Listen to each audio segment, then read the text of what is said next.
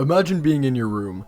You have just finished doing your homework when from the window you see the usual ice cream van and your best friend.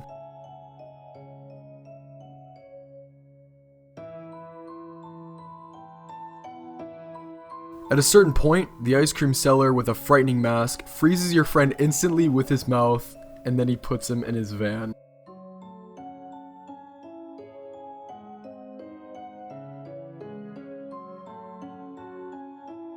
Get in here, you little bastard! That's exactly what happened to this brave child, the best friend of Mr. Rod's first victim, Daniel J. This child decided to take the situation in hand, and without anyone's help, in one night he managed to find the key to free his friend that had been locked in a little cage. But who is the ice cream seller, and above all, what evil plan does he have in mind? His name is Rod. His mother died in childbirth, so he grew up with his father. His father was a good person, and he worked at an ice cream shop. He made the best ice cream in the city. He had a secret ingredient, but he never wanted to reveal it to Rod. At school, Rod hated all of his classmates because he was bullied. So he spent a lot of time with his father, and he started to love his father's ice cream. One day they went to the mountains to ski, their favorite activity. At some point they approached a frozen lake, and Rod asked his father if they could skate on it. His father told him it was too dangerous and the ice would break, but Rod disobeyed his father and started to run above the lake. His father shouted at him to go back, but his son kept running. Then his father began to follow him, running with his heart in his throat as the ice cracked. He managed to reach Rod, but suddenly the ice under their feet broke and both fell into the icy water, freezing. After a couple of hours, a helicopter saw that there were two bodies probably dead in the lake. When the rescuers pulled him out of the water, they were amazed. His father was dead, but Rod was still alive. They brought him to the hospital, and almost miraculously, Rod regained consciousness. Because he was an orphan, Rod was entrusted to a college, where Rod remained until he was 18. He had become a very strange person. He hated all his classmates. He hated them because they were fat. He hated them because they were stupid. He hated them because they were smiling. But mostly, he hated them because they loved ice cream. Rod, on the contrary, since his father died, he never ate ice cream again. Rod never laughed. The ice water changed something. His skin is cold. His life and soul too. He suffers when he is under the sun because his body got used to resisting very low temperatures. That's why he only goes out at dusk and throughout the night. When he was 19 years old, he started to work in a cafeteria, and when he was 21 with the money he had earned, he rented a stall, where he put all his things and where he slept. He actually slept outside because he feels comfortable with a low temperature. He didn't need to eat a lot. All he needed was fresh and clean water. After a few months, he found a job as a caretaker of a playground. He looked at the children, and his hatred grew within him. Rod began to make his plan.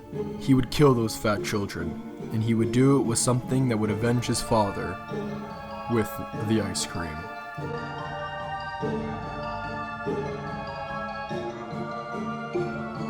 It was 1972, and with his money, Rod bought a van in a garage near that of the cafeteria. He began going around the neighborhoods looking for tools that would help him create his own ice cream machine. In the cafeteria where he worked, he took some ingredients to make ice cream. He decorated his van and he started selling normal ice cream to kids in a quiet neighborhood, but he did not want to be recognized, so he created an ice cream mask to hide his face. This was Mr. Rod's life. During the day he slept or stayed in his garage working at his machine. Then about 1 hour before sunset, he went out to sell ice cream in the same neighborhood, and during the night he worked the night shift in the cafeteria.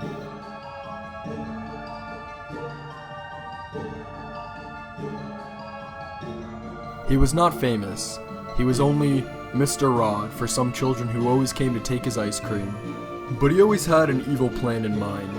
Kill the children just with a not poisonous ice cream, a very difficult goal to achieve. He wrote his plans in a diary. For 3 years, Rod continued with this life, working, selling ice cream, and studying to find the secret ingredient. During 1974, Rod noticed that his ice cream made children obese, but he had to find out how to kill them. In 1975, during the night, the policeman who controlled the garages stopped Rod to conduct a thorough search of his van. The policeman suspected that Rod was hiding something, even because he had prevented access to his personal garage. While the policeman was interrogating him, Rod threw a slingshot rock and made him faint. Then Rod put him into his van and took him to the playground that was closed, so nobody would notice them. He wanted to have fun, so he took the policeman's guns and clothes, and when he regained consciousness, Rod started to play hide and seek, singing stupid songs. Then Rod took the policeman and blew him in the face. He breathed icy air that entered the policeman's mouth, freezing him instantly. Rod had a supernatural power. He smashed him into 1,000 pieces, and then he put them in the drawers of his van. The guard was missing. Moreover, he needed the kitchen of the cafeteria, so during the following night, he killed with his icy breath all his colleagues that worked there. Then he got rid of their frozen bodies. He took their badges and put them in a briefcase in the policeman's office. He went out in the cafeteria every night to find some good ingredients for his ice cream.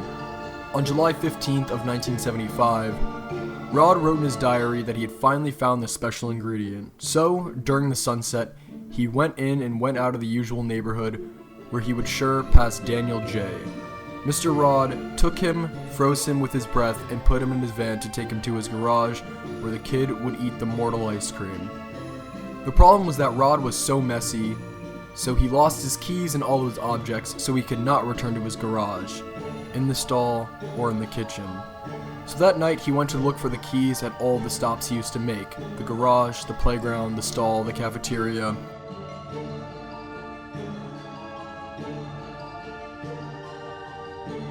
But he didn't know that inside his van was hidden the Daniel J's best friend, and that he would help him escape to get away from Mr. Rod, the ice cream maker.